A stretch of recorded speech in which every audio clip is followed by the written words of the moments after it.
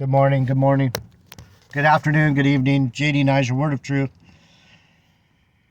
God, the Lord's really been having me stay in the book. Does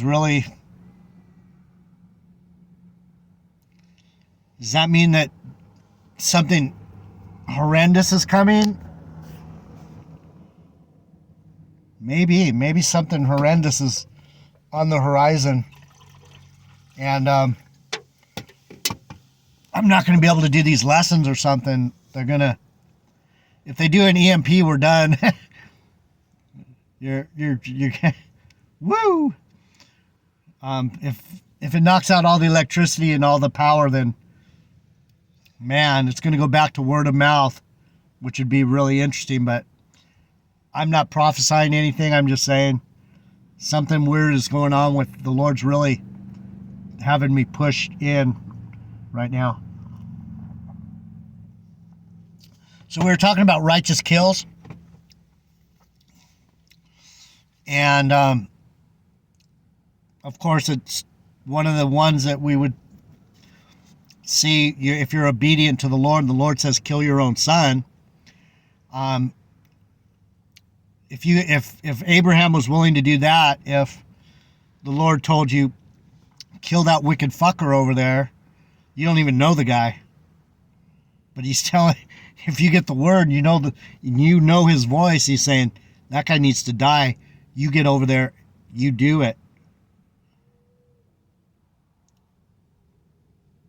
These are the weird things that we don't think of in the Bible that could be true of men of the Lord. It's like, damn.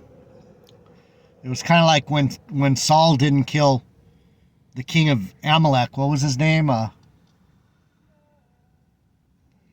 Agag, or I don't know his name. I forget his name. Some punk from Amalek. He left him alive, and Samuel came back, and Saul didn't do what the Lord told him, and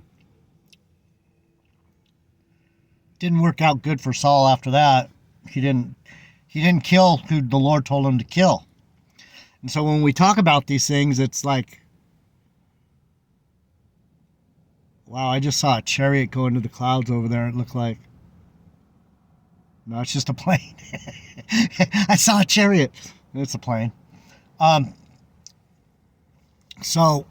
was just talking about in Judges, the civil war between Israel and Benjamin and how it started and why it started. We have to understand in that story that the reason that concubine ended up dead was because the Lord was disgusted with the way Israel was handling its business, and he set that up, and Benjamin became a sacrifice. And the whole story is a convoluted story about the concubine left to go back to her father, which she had no right to do. She was playing the harlot. She went back to live with her dad, and she left her husband. Even though she was just a concubine, she was under this Levite. And he should have just let her go and let her. And so that's a lesson to me. I should let these wicked Jezebels go. Let them go. No woman, no cry. Bob Marley said, she gone. My woman is gone. If you see me crying. If you see me crying. My woman is gone. She's gone. So you let these women go. You let them go. Gone. See ya.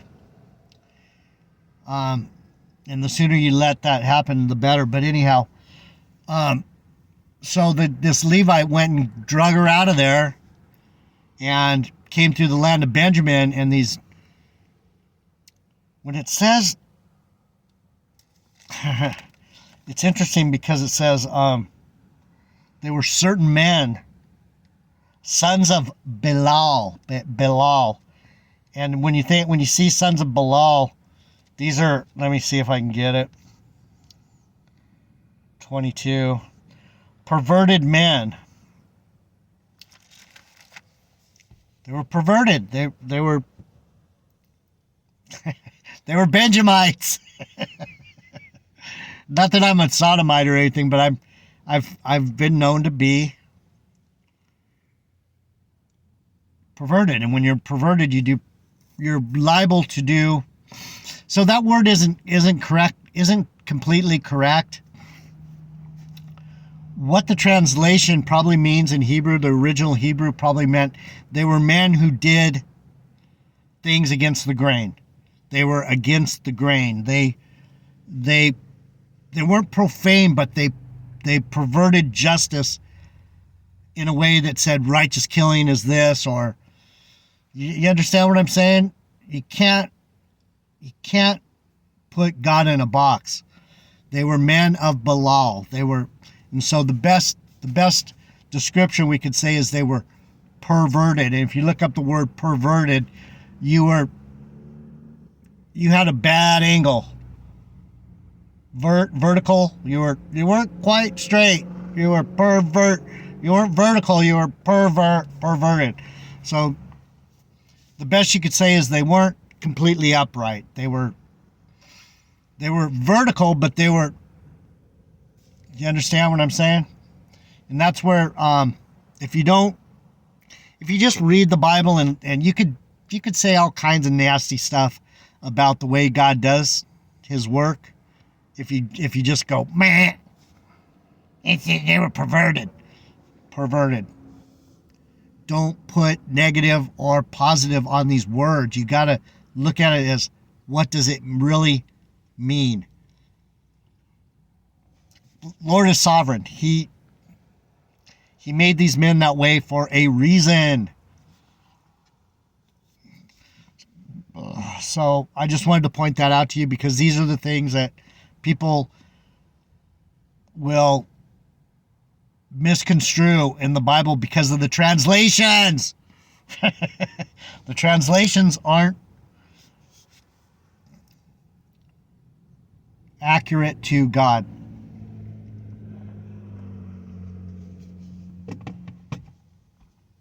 So, back to this.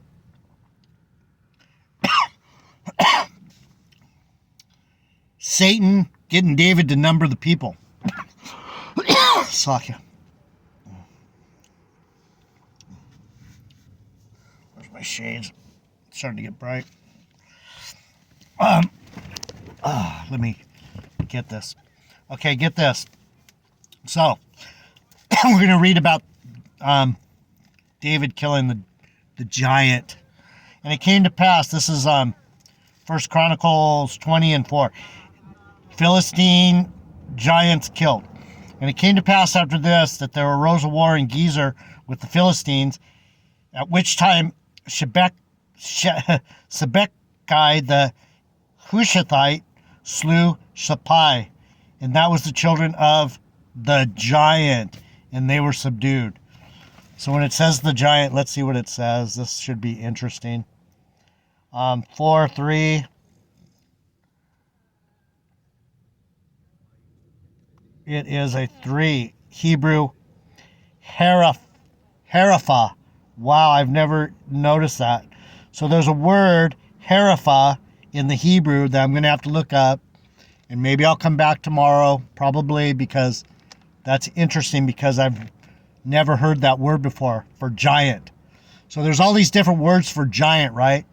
And my interpretation is, my translation, my breakdown is that it's a mistranslation. It wasn't big giants. I've said that over and over again, and it's true. And it'll probably be proven out. For sure, it'll be proven out at the end that giants were just people with a spiritual advantage. It's a spiritual advantage, not a physical advantage. It was a spiritual advantage.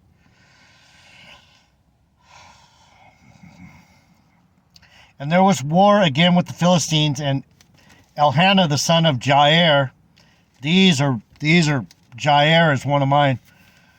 And Elihan the son of Jair slew Lamni, the brother of Goliath the Gittite, whose spear staff was like a weaver's beam. Was it actually like a beam? Was it like a weaver's beam? Was it huge, you think? Or do you think it had the ability to weave something? It had power. It wasn't big. A weaver's beam is big, but it's not talking so much about the size of it. It's talking about the power to do what it did. It was able to weave heavy rope or material into a robe, into a mat, into a rug. It could weave, right? So get that size thing out of your mind. It's not what they're talking about. And yet again, there was a war at Gath. There was a man of great stature whose fingers and toes. There was a man of great stature. Does stature necessarily mean tall? It's just like when it talks about Saul being head and shoulders above all the rest. It wasn't because he was bigger, taller. It's because he had spiritual knowledge that people didn't have. And that's when you look at me, JD Niger, you're such a little punk. You don't see in the spirit. I'm a giant. Is what I'm trying to tell you. Is it's not your physical stature. You got to think in the spiritual, right? Whose fingers and toes were 4 and 20, 6 on one hand and 6 on each foot, and also were the sons of the giant. So they were oddballs. They had more digits. They were oddballs. They had more digits. They were numbered. There was a greater number in them. There was an extra digit. Not necessarily, on the hands and feet, but this is, you got to think literary, not literal. And but when he defied Israel, Jonathan, the son of Shimei, David's brother, slew him. Who is Jonathan, the son of Shimei, David's brother? That's a Benjamite, people. Jonathan, the son of Shimei. These are people of Bethlehem, Judah. Like I was saying, you got to know that Bethlehem, Judah these are Judah Benjamites. These are people. This is my family. This is my family. David's brother. That's my uncle. I'm David's son, Adonijah. That's my uncle. Did that. And that's why I'm talking on it. Because I know they weren't huge, but they were scary. They had dark power, man. They were creepy. What were they called? They were called Haraphah.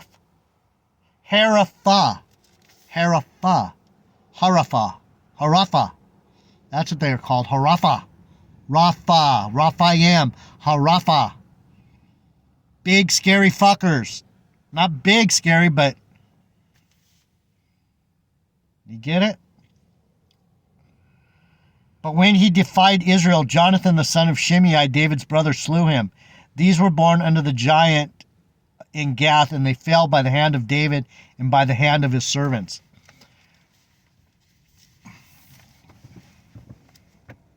My family fucking kicked ass, man. We weren't afraid. They were creepy, but we knew we had God on our side. Let me see what I got. Just enough time. Do you understand what I'm saying? That's why we don't feel condemnation in the Lord. That's why we're not afraid that we have to repent. We are doing what we're designed to do. And that's where people that aren't Israel, they don't understand these things. And so I'm coming to you from a true Israelite doctrine. If I'm coming deep in the book, I'm coming from the remez, I'm coming from the depths. And that's either you're interested or you're not. Either you're going to be a churchy, that's fine. But this this should interest you even as a churchy. Where does my doctrine come from? Where does my belief in Jesus Christ come from? It comes from these stories. These really strange stories about spiritual power giants. Come on, sir.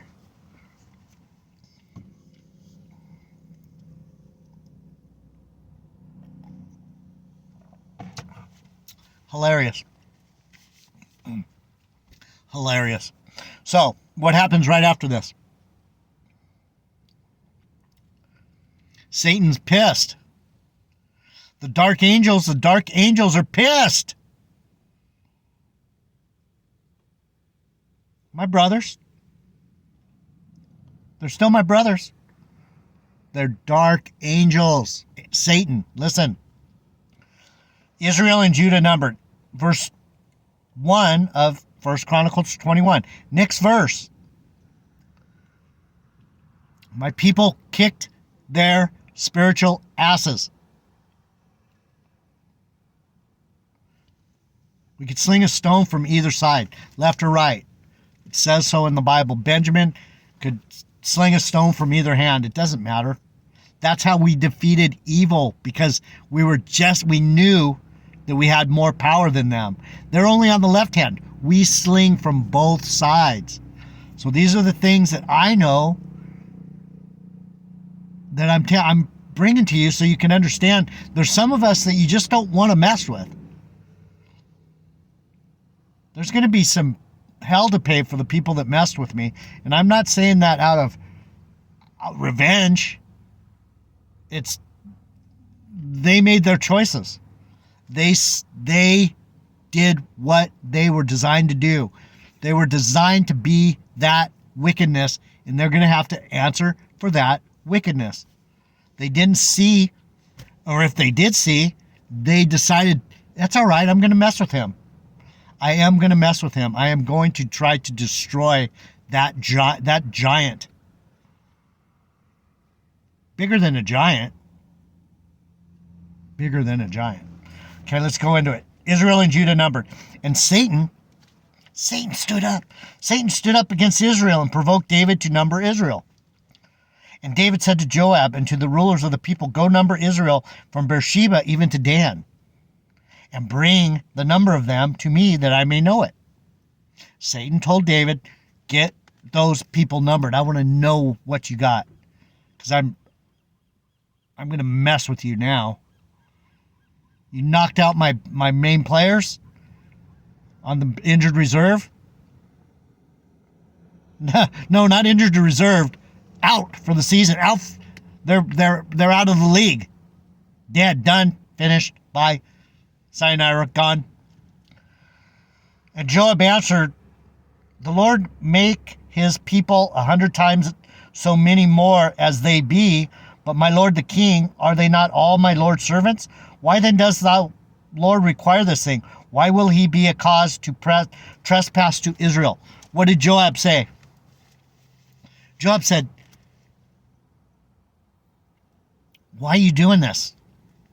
And this goes back to the story that we were just in of Benjamin fighting with Israel. Aren't we together? Why are you numbering? Joab knows. Joab's going, something's fishy's going on here. Aren't they all servants of Israel? So when you think of these fallen angels, we think of Israel, we think of this nonsense that people talk about. Aren't all my brothers in Israel? Yeah. Is GMS maybe Israel? I don't know. I'm all I'm saying is, brothers, you're creeping me out with your nonsense. Why are you so creepy? Or street ministers, whoever it is. Israel doesn't act that way. We're better together. And that's what Joab's trying to say. Well, listen, why will he be a cause of trespass to Israel? What's it say? See, this stuff is great. Guilt. Why are you causing this guilty conscience? Why do we Why are you making us feel shitty about ourselves? Why are you numbering us? You don't need to know how many they are. And that's what Satan's done here, is we all have a number in the U.S., right? We have a social security number. We're all numbered. And this is when I'll bring in some esoteric stuff, because this relates to that. Why are you numbering the people? I want to know every single, that's where we're heading. Satan wants to know every number, every name, every fucking spirit. And that's why I'm so weird about that shit. I don't do Amazon Fresh. I don't do Instacart. I've done it a couple times. I've had people bring me pizza when I was boning up in the hotel or whatever. I didn't want to leave. I didn't want to put my clothes on. I was getting my Peter sucked or whatever. Bring me some food so I can get my strength back. There's no condemnation in Christ. Don't think you're going to make me feel bad about what I do. I did what I did. And I do what I do. Nevertheless, verse 4, nevertheless, the king's word prevailed against Joab. Wherefore Joab departed and went throughout all of Israel and came to Jerusalem. He went through all of Israel, and then he came to Jerusalem. He came to city of peace. He came to the city of peace, and he came to Jerusalem. What happened? And Joab gave the sum of the number of the people unto David, and all they of Israel were 1,000 and 100,000 men that drew sword, and Judah was 400, threescore, and 10,000 men that drew sword. Israel and Judah got numbered. Check this out. Let me see what I got. Just enough time to finish this off. 3 minutes. So we were in Judges. We were talking about the Levite that didn't. She's gone. My woman is gone. If you see me crying, my woman is gone. No woman, no cry. No concubine, no cry. Let her go back to her husband. Let her play the whore. That's her lot. Stay in your spot. So that Levite, he got that whore, and he brought her through Benjamin, and Benjamin went, we're the whores of this. We're the whores of this nation. We're the perverted of this nation. Don't you be perverting it. We'll show you what perverted is.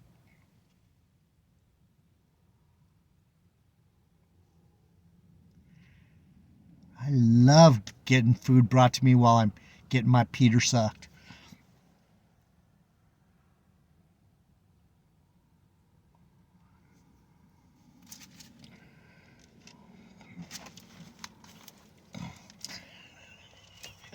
No condemnation in Christ.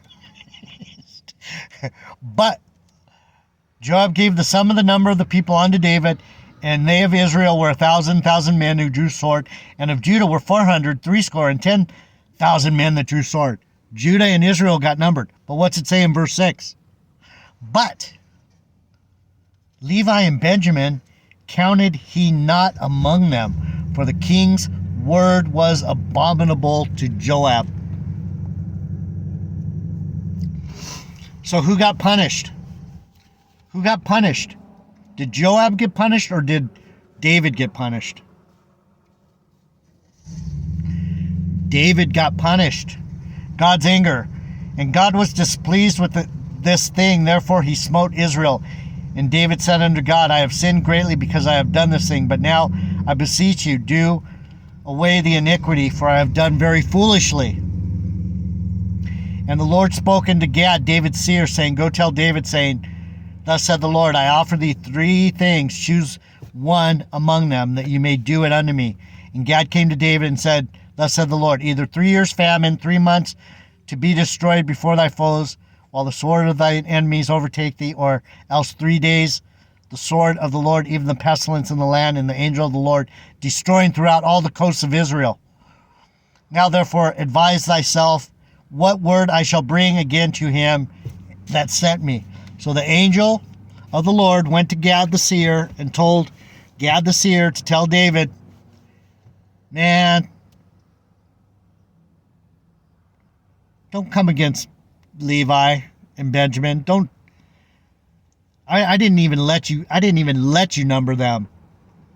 And that's one of the points I'm trying to make. These ignorant fucking House of David idiots, they don't know that the Lord loves Benjamin more than he loves David. He loves Saul more than he loves David. Saul's hidden. Don't doubt it. Don't even doubt it for a minute. David is our king. But Benjamin is our heart, our soul. And David said unto Gad, I am the great strait. Let me fall now into the hand of the Lord, for every great are his mercies. But let me not fall into the hand of men. So the Lord sent pestilence upon Israel, and there fell of Israel 70,000 men. What is this?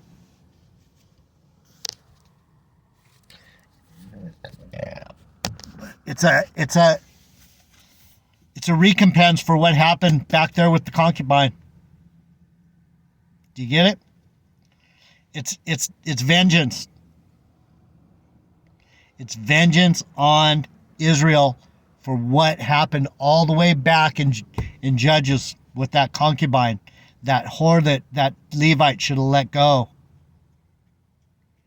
Between them and Benjamin, they set Israel up.